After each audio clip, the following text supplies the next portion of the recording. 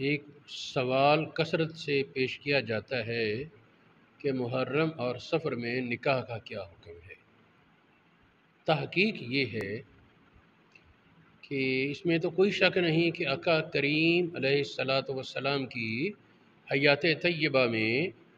حجۃ الوداع کے موقع پر آیت اتری، الیوم اکملت لکم دینکم و اتممت علیکم نعمتی، تو اس وقت دین مکمل ہو گیا، اس کے بعد کوئی نیا حکم نہیں آ رہا۔ تو جب اس وقت تک یہ محرم اور سفر میں نکاح منع نہیں تھا تو اس کو مطلقاً منع سمجھنا یہ تو غلط ہوگا۔ اصل قاعدے میں یہ جائز ہے۔ مسلم شریف، سنن دارمی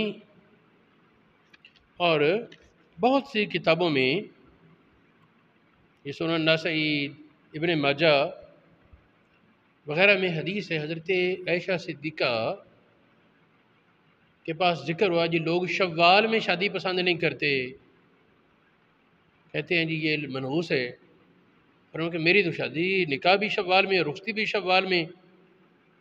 تو جتنا میں نبی پاک علیہ الصلاۃ والسلام کے پاس خوش تھی اور آپ مطمئن تھے مجھ پر، کون اور اس طرح ہے جس سے جو اتنی خوش قسمت ہو۔ اس کی شرح میں امام قرطبی نے لکھا کہ بعض لوگ یہ جو عوامی توہمات ہوتے ہیں اس کی کوئی پرواہ نہیں کرنی چاہیے۔ تو اس بات کے ضمن میں بات کرتے ہوئے آپ نے یہ کہا کچھ لوگ محرم میں نکاح کو برا سمجھتے ہیں، تو امام قرطبی نے یہاں لکھ دیا کہ میں تو یہ سمجھتا ہوں کہ اس مہینے میں اس کی برکت اور تعظیم کی وجہ سے نکاح کرنے چاہیے۔ یہ امام قرطبی کا موقف بتایا ہے۔ اس طرح یہ بھی مالکی تھے، ایک اور مالکی عالم یہ سنی، یہ بھی پکے تھے، انہوں نے فقہ قاضی ہونے کے اعتبار سے کچھ مسائل لکھے، کتاب تو شرح میارہ کے نام سے وہ مشہور ہے، اس میں بھی ہے، لیکن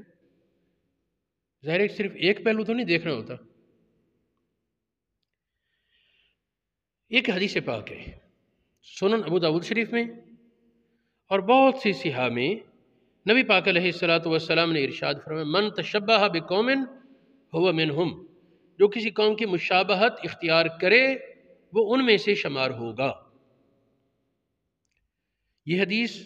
مسند احمد بن حنبل میں ہے، سنن ابو داؤد شریف میں ہے، معجم اوسط طبرانی میں ہے، مشکات المصابیح میں ہے، مصنف ابن ابی شیبہ میں ہے، جامع صغیر امام سیوطی میں ہے، مسند بزار میں ہے، شعب الایمان میں ہے، اور بہت سی کتابوں میں یہ حدیث موجود ہے۔ سنن ابو داؤد کی سند صحیح ہے، اور بھی بعض کتابوں کی صحیح، بعض کی کچھ کمزور سی۔ من تشبہ بقوم فہو منہم، جو کسی قوم کی مشابہت اختیار کرے وہ ان میں سے ہے۔ افراط اور تفریط سے بچنا، اس بات کا ہمیں حکم دیا گیا ہے۔ شیعہ کی مشابہت سے بچنا ضروری ہے، لیکن ناسبیوں کی مشابہت سے بھی بچنا ضروری ہے۔ بھی اہل بیت کے وہ محبت میں جو لوگ غلو کر گئے، حدیں کراس کر گئے، ان کی مشابہت سے بچیں ضرور ہے، یہ ٹھیک ہے، لیکن ان کی مشابہت سے بھی تو بچیں جو اہل بیت کی عداوت میں حدیں کراس کرتے ہیں۔ اگر صرف شیعہ کی مشابہت سے تو بچنا ہے، ناسبیوں کی مشابہت سے نہیں بچنا، یہ تو پھر شاید ان کی گروہ میں شمار ہونے کی گلی ہو، کیونکہ ایک آنکھ سے دیکھنا وہ کانے کا کام ہے، صحیح آنکھ والے کا نہیں۔ چنانچہ جو میں نے یہ بات کہی اس کا میں ثبوت دیتا ہوں، تفسیر روح البیان جس کے مصنف اسماعیل حقی پکے سنی علماء سے ہیں، نہ ان کی سنیت پر کوئی سوال ہے، نہ ان کی علمیت اور ان کی صالحیت پر کوئی اعتراض ہے۔ آپ فرماتے ہیں سورہ یونس کی تفسیر میں، یہ تفسیر روح البیان چوتھا جلد صفحہ 84 پر عاشوراء کے دن کی بات ہو رہی، فرماتے ہیں والمستحب فی ذالک الیوم، اس دن میں مستحب کیا ہے فعل الخیرات، اچھے کام کرے، من الصدقۃ والصوم والذکر، صدقہ خیرات کرے، روزے رکھے، روزہ اس دن کا رکھے، ذکر اذکار کرے، دیگر اچھے کام کرے، اس دن کو نہ عید بنائے نہ ماتم بنائے، شیعوں کی طرح اور رافضیوں کی طرح ماتم نہ بنائے، ناسبیوں کی طرح عید کا دن نہ بنائے۔ سوچنے کی بات ہے کہ اگر کوئی اس دن شادی رکھے گا تو اکثر بلا تکلف ممکن ہے تکلف سے خوشی تو اظہار ہوگا، اور اس دن کو خوشی منانا یہ نسبیوں کا طریقہ ہے۔ اور شاید بعد سننے والوں کو تعجب ہو، پاکستان میں ایک ڈاکٹر اسرار کے نام سے ہوا، اللہ پاک اس کی مغفرت فرمائے، اس نے اپنے بیٹے کی شادی 10 محرم کے روز رکھی تھی، اور شاید اس کا وہ کچھ تعلق نسبیوں سے ملتا جلتا ہے۔ مغفرت جو میں نے کہا وہ اس امید پر کہ شاید وہ ایمان کی سلامتی سے فوت ہوا ہو۔ یہ تفسیر روح البیان ہے، اس کی ایک اور حوالہ ہے،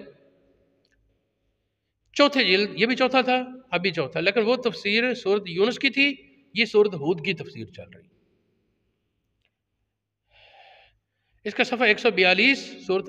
تفسیر روح البیان کا 142 صفحہ چوتھا جلد فرماتے ہیں، لا ينبغي للمؤمن، ایماندار کے لائق نہیں، ان یتشبہ بیزید، یزید کے مشابہ بنے، فی بعض الافعال، بعض کاموں میں۔ پہلے عاشوراء کی بات ہو رہی کہ اس دن اس نے خوشی منائی تھی، آگے کہتے ہیں اور شیعہ اور رافضیوں اور خارجیوں کے مشابہ بھی بننا یہ بھی منع ہے، یعنی نہ بنائے اس دن کو، لا یجعل ذالک الیوم یوم عید اور یوم ماتم، نہ ماتم کا دن بنائے نہ عید کا دن۔ آگے چلتے چلتے لکھتے ہیں کہ بعض اوقات ایک کام کسی وقت سنت ہوتا ہے، لیکن جب وہ اہل بدعت کا نشان بن جائے، سنت سے مراد سنت غیر موقدہ، سنت غیر موقدہ، تو اگر کسی بدعتی قوم کا نشان بن جائے، شعار بن جائے، اس کو چھوڑنا ضروری ہے۔ مثال دیتے ہیں کہ یزید نے اس دن سرما ڈالا تھا خوشی میں، اور بہت سے لوگ جو ناسبی ہیں، یہ روح البیان والے لکھتے ہیں، ناسبی اس دن خوشی کے طور پر سرما لگاتے ہیں، حالانکہ سرما لگانا اس دن اصل سنت میں ثابت ہے، لیکن بات کا خلاصہ یہ ہے کہ اگر چونکہ شعار بن گیا ان کے علاقے میں، روح البیان والے کے علاقے میں یہ ناسبیوں کا شعار تھا، نشان تھا، تو اس سے روک دیا۔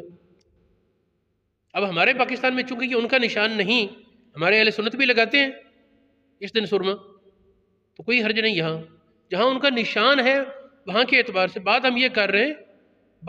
رہے ہیں کہ ایک کام اصل میں سنت ہو، لیکن جب شعار بن جائے کسی کا، اہل سنت کے سوا کسی بدعت والوں کا شعار بن جائے،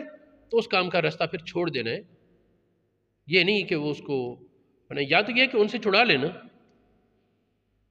تو اس سے وہ کالے جھنڈے بھی سمجھ آ گئے، اگرچہ سیاہ جھنڈے بذات خود منع نہیں